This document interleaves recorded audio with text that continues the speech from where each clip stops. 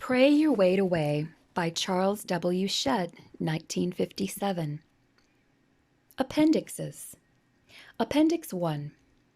Appetite Alphabet. In Chapter 7, entitled Ask God to Attend Each Bite, I refer to my appetite alphabet. It is presented here for what it may be worth to some of my readers. By no means is this list complete, and for goodness sake, don't use this as a substitute for the serious study referred to in Chapter 2, entitled Let's Be Sensible. A. All I eat will make me fat. You may be that one person in 500,000 who is fat because of glands. But I'm not, and chances are good that you aren't either. We who are overweight need to begin here. Too much of anything will make us too big. B. Bungalow cheese, please. Daughters are delightful people, especially if they are 5 years old. We were about to give up deciphering when the waitress had an idea. A big dish of creamy cottage cheese solved the riddle. A big dish of creamy cottage cheese was what she meant by bungalow cheese, when she should have said cottage cheese. I like bungalows and cottages and home. I also like cottage cheese and am deeply indebted to its low caloric content. 25 per medium serving, and its high filling capacity. When you find a food which satisfies but doesn't fatten, feature it often in your daily diet. And while you're praying your weight away, don't forget to thank God for it.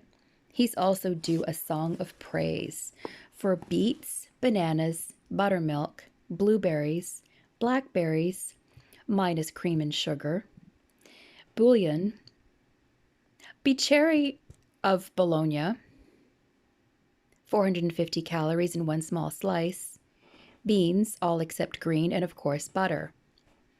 C. Corn makes the pig heavy. I grew up in Iowa where swine are a top commodity.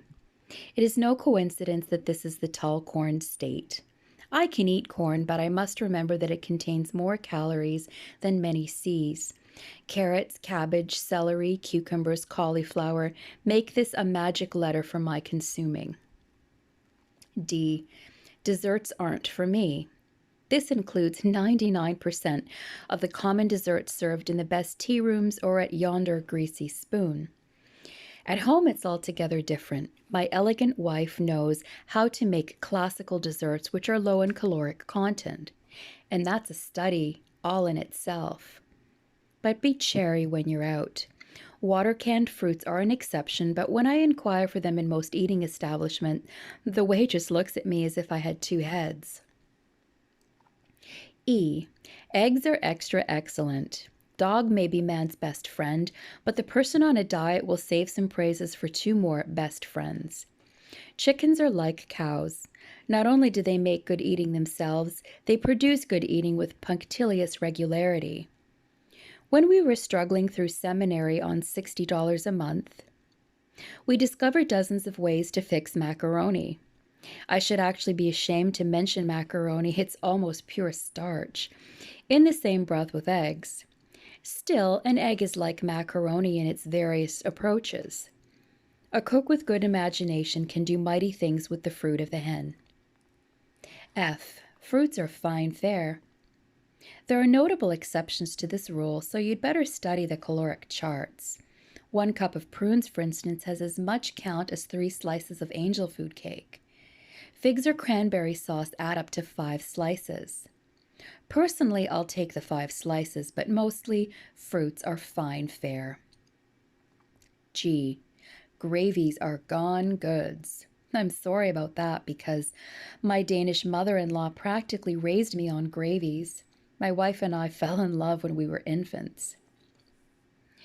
I'm crazy for gravy, but I'm not thinking straight either if I believe I can swash my food in gravy and grow thin.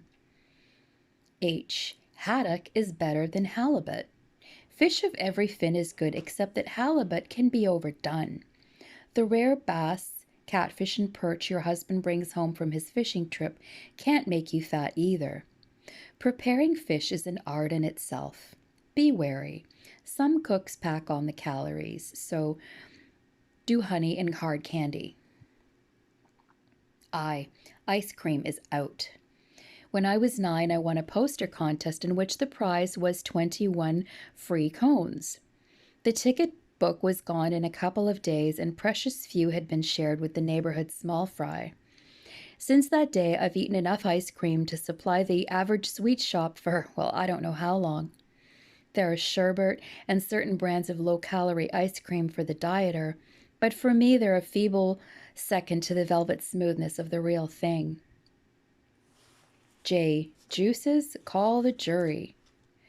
Orange, grapefruit, tomato, apricot, cherry are liquid blessings, but you do well to be wary of peach, prune, fig, pear, lemon, lime, and a number of others which go well with heavy sweetening.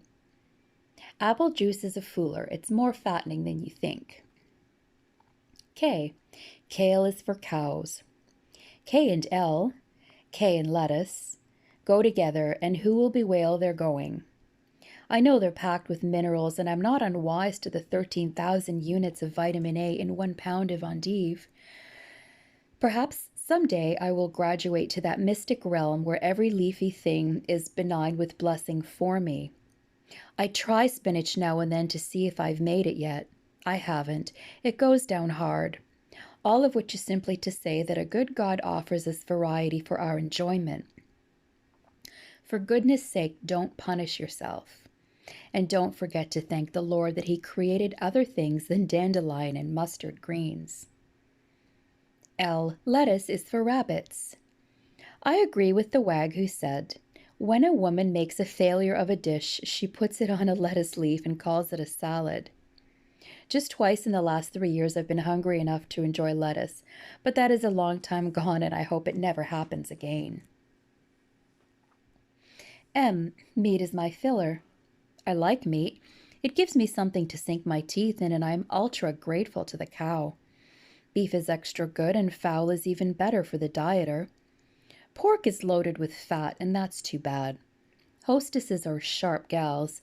They know they can serve ham for less per head, and if you're going to have a covered dish dinner, chances are 13 to 1 you'll have ham.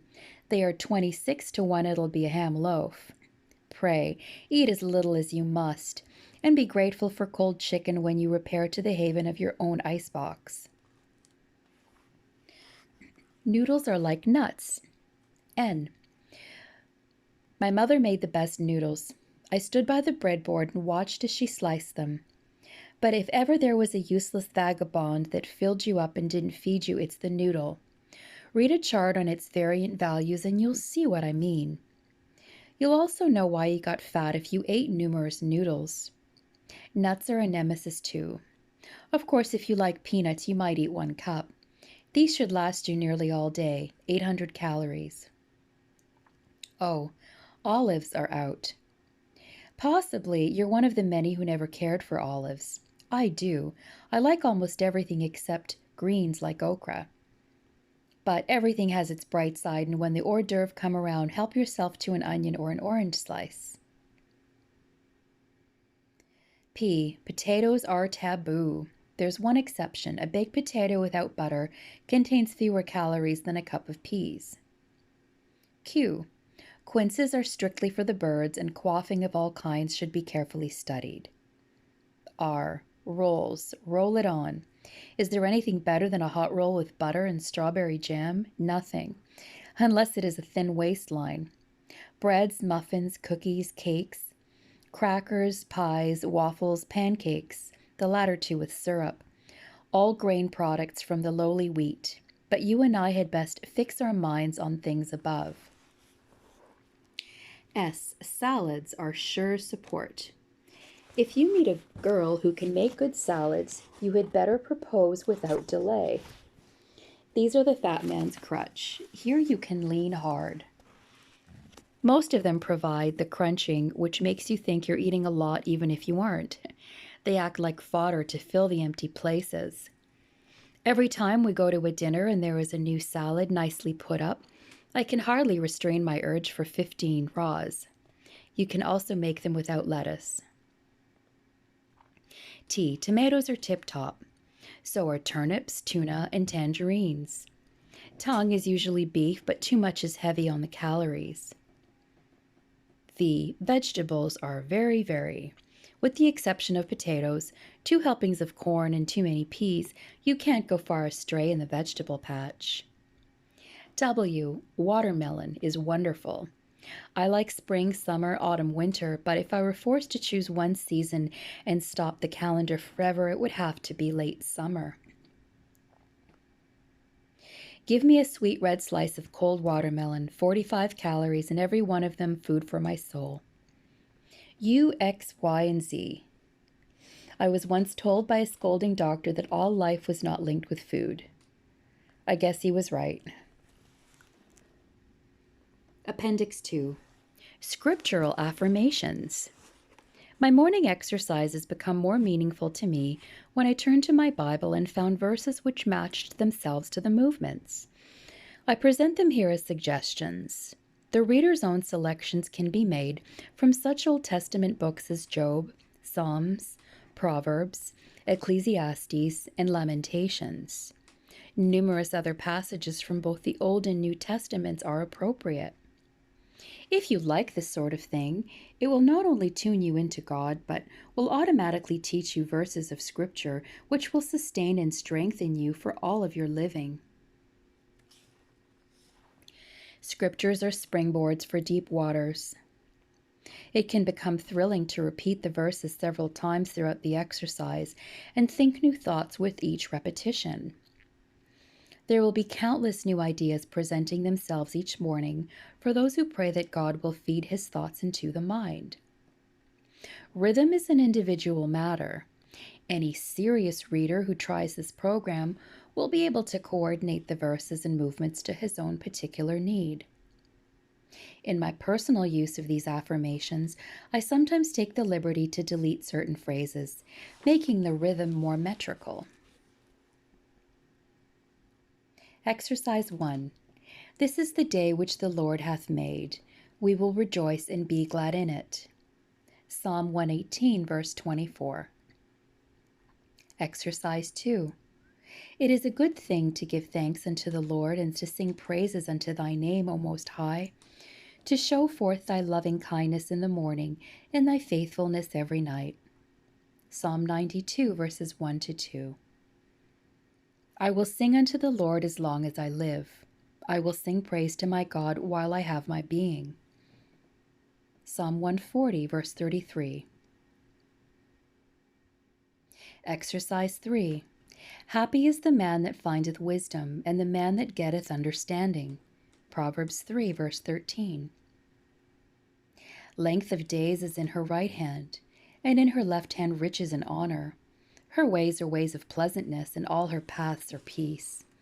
Proverbs 3, verses 16 to 17. Have mind of God wherever you go, and he will clear the road for you. Proverbs 3, chapter 6. Or Proverbs 3, verse 6. That was exercise 4. Exercise 5. Set a watch, O Lord, before my mouth. Keep the door of my lips. Psalm 141, verse 3. Exercise 6. Bless the Lord, O my soul, and all that is within me. Bless his holy name. Bless the Lord, O my soul, and forget not all his benefits, who forgiveth all thine iniquities, who healeth all thy diseases, who redeemeth thy life from destruction, who crowneth thee with loving kindness and tender mercies, who satisfieth thy mouth with good things, so that thy youth is renewed like the eagles. Psalm 103, verses 1 to 5. The Lord is merciful and gracious, slow to anger and plenteous in mercy. Psalm 103, verse 8. He hath not dwelt with us after our sins, nor rewarded us according to our iniquities. For as the heaven is high above the earth, so great is his mercy toward them that fear him. As far as the east is from the west, so far has he removed our transgressions from us. Like as a father pitieth his children, so the Lord pitieth them that fear him. Psalm 103, verse 10 to 13. Exercise 7. The Lord is my shepherd, I shall not want. He maketh me to lie down in green pastures. He leadeth me beside the still waters. He restoreth my soul. He leadeth me in the paths of righteousness for his name's sake. Yea, though I walk through the valley of the shadow of death, I will fear no evil, for thou art with me. Thy rod and thy staff, they comfort me. Thou preparest a table before me in the presence of mine enemies. Thou anointest my head with oil, my cup runneth over. Surely goodness and mercy shall follow me all the days of my life, and I will dwell in the house of the Lord forever. Psalm 23. Exercise 8. The Lord is my light and my salvation. Whom shall I fear? The Lord is the strength of my life. Of whom shall I be afraid? Psalm 27, verse 1. Exercise 9. O God, thou knowest my foolishness, and my sins are not hid from thee. Psalm 69, verse 5. Reproach hath broken my heart, and I am full of heaviness. Psalm 69, verse 20. Have mercy upon me, O God, according to thy loving kindness, according unto the multitude of thy tender mercies. Blot out my transgressions. Psalm 51, verse 1. Behold, thou desirest truth in the inward parts, and in the hidden part thou shalt make me to know wisdom. Psalm 51, verse 6. Create in me a clean heart, O God, and renew a right spirit within me. Psalm 51, verse 10. Exercise 10. Let the words of my mouth and the meditation of my heart be acceptable to thy sight, O Lord, my strength and my Redeemer. Psalm 19, verse 14.